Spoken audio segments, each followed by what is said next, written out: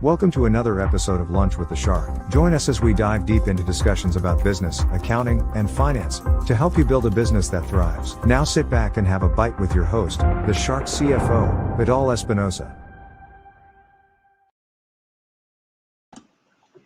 Well, hello. Good afternoon. Welcome to a new edition of Lunch with the Shark. I am your host, VIdal, the Shark CFO Espinosa, and I'm really happy to be here with you on this amazing afternoon, Tuesday afternoon. Again, you should see my view from my home office. This is what I'm going to miss the most. The view that I have. It's amazing. It's phenomenal. It's relaxing. Sometimes it's really good. It's really nice. But pretty soon we'll be back in the U.S. and stronger than ever. We have a lot of things planned out, and just wait for it. Just wait for it. Okay, wait for it. So, how's your day been? How are your beginning of the week been? Are you guys on track? Are you guys suffering from anxiety? Things are moving really fast everywhere. We hope to have a new COVID relief plan on Joe Biden's desk, maybe today or tomorrow. $1.9 billion on a so-called COVID relief that 80% of it has nothing to do with COVID. But there you have it. Over 80% of it has nothing to do with COVID, has nothing to do with a relief for the small business industry or any industry. Our debt as a nation is going to rise skyrocket. And well, we're going to get $1,400 per adult. If you qualify, that's going to be the third installment of a stimulus checks. And that's $1,200, then $600, now $1,400. We are going to end up paying those $1,200. You're going to pay a shitload of money down the road. Taxes are going to increase because money has to come from somewhere. If it doesn't come from the government, it's not in business.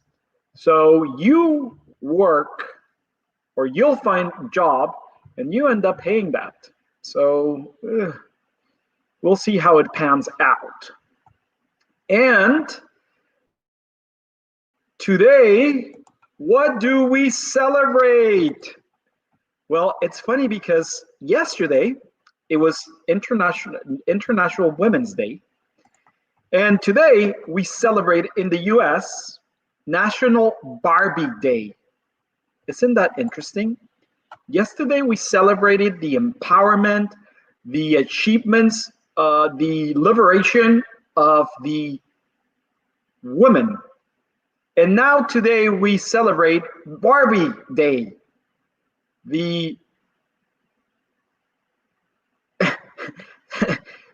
This doll that it's been one of the, I think it's the most sold doll in the United States, and we celebrate her. I don't know if we celebrate her as a doll or celebrate the image or celebrate the idea of having a women's stereotype as her. I have no freaking idea, but I don't think we should celebrate the day after International Women's Day, Barbie Day. And then we also celebrate National Get Over It Day, which I'm pretty sure, and I think it's a doc with get over it. People, check it off. Stop licking your freaking wounds and let them heal and shake it off. Also, we celebrate National Meatball Day. This is interesting. National Meatball Day. I just had a craving for for Italian meatballs. So, Jeff, Mom, you're in San Diego. Bring some national meatballs, maybe. Well, not from IKEA because those are Swedish. Italian meatballs. So, this week's topic, it's training. And yesterday we spoke about ways of training or providing training in your small business and how to do training and why is it necessary. And today we're going to actually talk about 5 steps to create effective training programs. But that brings me immediately to a question of, I'm going to talk to you about creating and implementing training programs. Those are systems and procedures. Do we have systems and procedures in our own company? Aha! Have we systematized our activity so we can scale? Aha! Have we systematized, created a procedure where you as the CEO, or let me stop calling you CEO, because CEO, you must earn the title. Entrepreneur, you must earn the title. As a solo business owner, as a self-employed, because that's what most of us are, self-employed. Have you created systems and procedures so you don't have to be there every single moment of your company's operation? Uh-huh. Well, by creating systems, procedures, creating and implementing training programs, you can achieve that. Aha! So, an effective training program, it's built by following a system, step-by-step process. I don't know if you recall my meeting from a couple of weeks ago with my brother and a possible business partner, which I haven't heard back anything about it, and nor think it's happening, or if it's happening, I'm not being considered to train them or to consult for them. But they had no systems, no procedures, no automatization to grow their company. But as every business owner or self-employed individual, their answer was, we want to franchise it. We want to franchise it. You gotta be really, really stupid. And I'm sorry.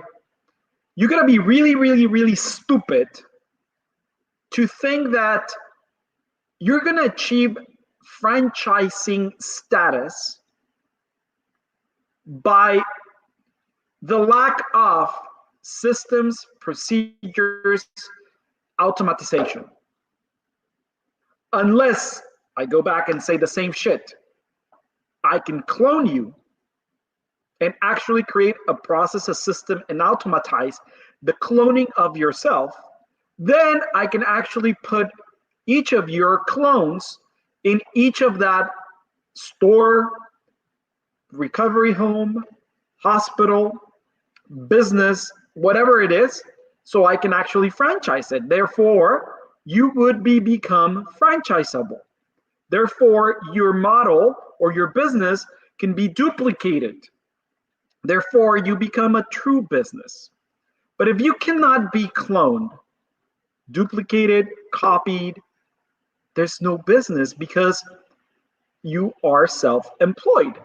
You've created yourself an employment, and you're creating yourself things to do to be occupied. Occupied. Okay, so training initiatives that stand alone, consisting of one-off events, often fail to meet organizational objectives and participant expectations. They're boring. They don't do anything. They don't scale. They need for effective ongoing training that can be delivered online is especially important with today's increasingly remote workflows.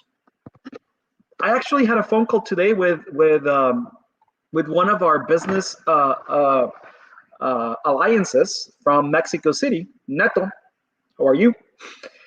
And he was telling me, do you know what? All my team is homeworking. It's home officing. And I said, do you created processes and systems to measure their results, to measure their productivity? Because if you are really, really busy, it does not mean that you're productive and or profitable. Sometimes when I speak to people like that, it is like, holy shit. I called you to ask you a couple of things, and now you end up coaching me and talking about this that makes total sense, and it helps you. Well, that's what we do. So I gave him a couple of pointers. I gave him a couple of nuggets. I say, hey, do this, do that. I forwarded him a couple of worksheets to measure productivity and avoid having his team get burned out. Because I was working yesterday, it was 10:30 at night, and I was working. It's like, because you're not working effectively. You're not working productively. Okay, so in today's Lunch with the Shark, we're gonna outline 5 necessary steps to create effective training programs that both result in positive business impact and support the drive of comprehensive experience management strategies. So, the first one is assess training needs. The first step in developing a training program is to identify and assess the needs. Employee training needs may already be established in the organizational strategic, human resources, or individual development plan. If you're building the training program from scratch, which that's what I recommend, without predetermining objectives, you need to assess which areas to focus on. Assessing training needs. To identify them, it's plain and simple, easy, in my point of view. This is the way of how are we going to achieve our goals? How are we going to get to those goals that we've set at the beginning of the year? My sales goals, my marketing goals. How many calls per day? How many calls per week? How many clients do I need to get? How many sales do I need to generate to get to my revenue? Then therefore, I start by that. My sales department, my marketing department, that's where I start training. And I include, as I said, everyone in the organization, everybody, not just my team members that are part of that team, that are part of the sales department, that are part of the marketing department. No, I include everyone because they are going to help me. And if you think that their opinion is worthless, fire them all. Number 2, set organizational training objectives.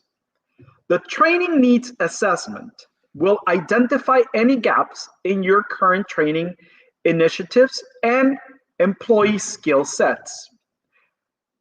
These gaps should be analyzed, prioritized, and turned into the organization's training objectives.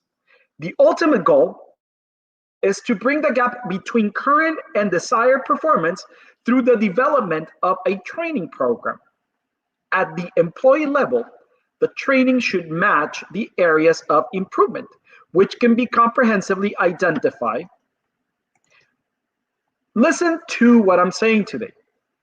I'm actually calling the team members employees.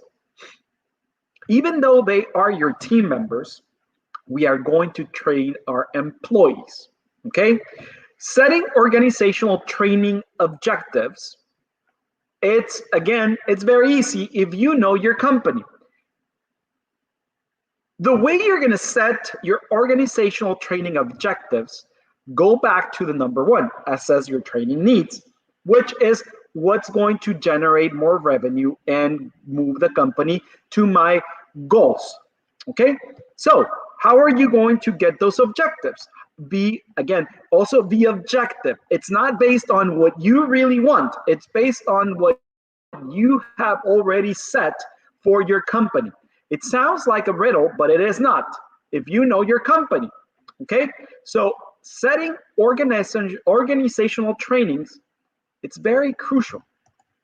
Number 3, creating training action plan. This is the blueprint. The next step is to create a comprehensive action plan that includes learning theories, instructional design, content, materials, and other training elements. Resources and training delivery methods should also be detailed.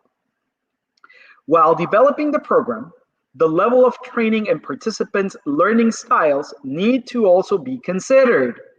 Many companies pilot their initiatives and gather feedback to make adjustments well before launching the program company-wide. Remember, not everybody learns at the same path and the same way. Some of us are visual, some of us are not visual. Some of us are practical, some of us are not practical, okay? So you need to tailor them. You need to adjust them so adults can learn. Creating a training action plan, it's the blueprint, it's the recipe, okay? Before we created the name of the recipe, now we are creating the ingredients and step by step. And be very clear, be extremely detailed in this blueprint, because people need clarity. People need guidance. They need guidance and clarity. They don't need to be told what the fuck to do. What do you mean? You need to teach them, you need to train them in the company, not in their position, not in their job. Because you hire them for a reason. You hire them because they told you, and you believe them, that they knew exactly how to perform their job. That's different than this trainings. You're going to train them on the objectives of the company. You're going to tell them on the vision of the company. You're going to train them on the systems in the company, how you want them to interact with your clients, how you want them to interact with your customers, how you want them to interact with your vendors. That's what you're going to train them on. You're going to give them value, because I assume they're providing you value. They're providing your clients value. Therefore, you have to give them value as well. The pay, it's not the value. Remember, we said that yesterday. You are exchanging your money, your resources, for their knowledge and their time and their resources. It's a commodity. It's an exchange. Okay? So not just because you're paying them, they owe you their lifestyle. Oh, I am paying them their salary, so they need to be grateful that they have a job. No, they don't. You need to be grateful that they're with you, that they've chosen to work with you, not for you. You need to change the mindset. Number 4, implementing training initiatives. The implementing phase is where the training program comes to life. Organizations need to decide whether training will be delivered in-house or externally coordinated. Program implementation should consider employee engagements and learning our most valuable information numbers, okay, KPI goals, as well as thoroughly plan the schedule of training activities and any related resources, like the facilities, the equipment, creating questionnaire, etc., etc., etc. The training program is then officially launched, promoted, and conducted. During training, participants' progress should be monitored to ensure that the program is effective. Listen, if you're a 1, 2, 3 team business owner, solopreneur, self-employed, training does apply to you as well. If you're going to a seminar, to a course, to a conference, bring your team with you. Bring your team with you. Provide them with access to that knowledge. It's in your best interest for your team to know also what you are learning. They can help you. They have a different perspective and point of view than yours.